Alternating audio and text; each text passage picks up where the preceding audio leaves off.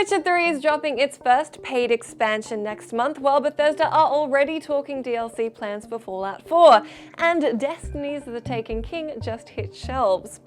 While DLC packs and expansions are fairly controversial, there are certainly some gems in the bunch. Said gems range from contained story-based DLC like Left Behind for The Last of Us, to massive expansions like the Shivering Isles for Oblivion or Civilization V: Brave New World. There are also content expansions like episodes from Liberty City for GTA 4 and Skyrim's Dragonborn, which reinvigorated the massive open worlds of Skyrim and Liberty City. There are too many great expansions to mention in this video, but here are 5 that are among the very best.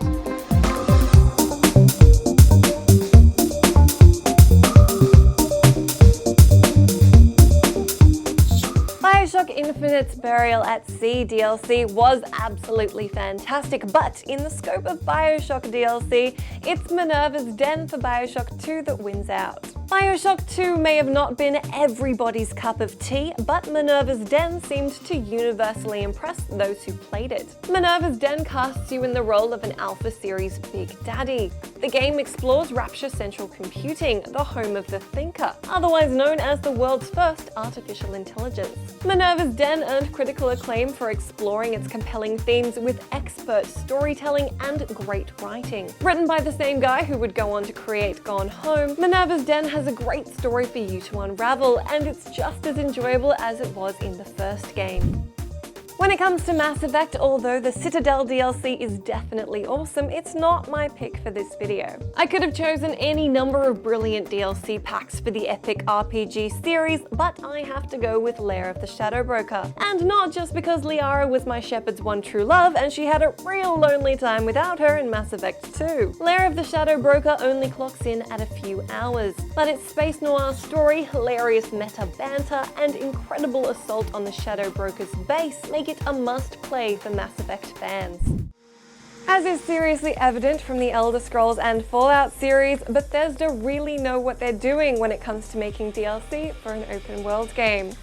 One of the best examples of this is Old World Blues for Fallout New Vegas. Old World Blues is the third add-on for New Vegas. It sets the tone by having the courier abducted from a drive-in in the New Vegas wasteland. They then need to rescue their own brain, which was removed after that whole messy abduction thing. You'll encounter lasers and robot scorpions, as well as retro-futuristic characters, nuclear disasters, hilarious circumstances, and more mutations than you can shake a stimpak at.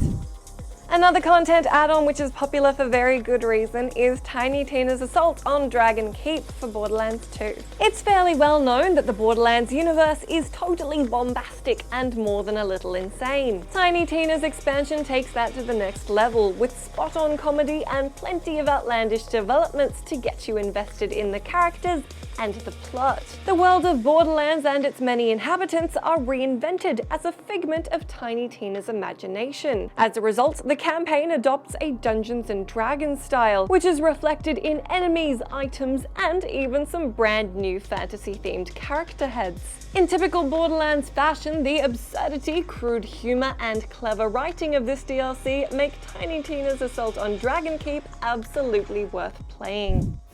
Red Dead Redemption had absolutely nothing to prove after gathering critical acclaim. Nonetheless, Rockstar was still set to impress with their DLC Undead Nightmare. No one anticipated that a game lauded for its mature and serious Western story would come out with a DLC expansion all about shooting up zombies. Even less of us anticipated that it would actually be really good. John Marston's main threat shifted from lawmen to the zombie plague in the standalone adventure Undead Nightmare, which takes place completely separately to that of the main game. Fighting off the undead plague was a fun comedic departure from the original game, particularly with returning characters like Seth and the blunderbuss that uses zombie bits for ammo, because of course it does. It was a huge risk to change gears from complex storytelling to a pulpy zombie romp, but luckily for Rockstar, they totally made it work. Let me know down in that comment section what's been your favorite piece of DLC or expansion pack, and do let me know if there's anything I missed out on. I will catch you again next week.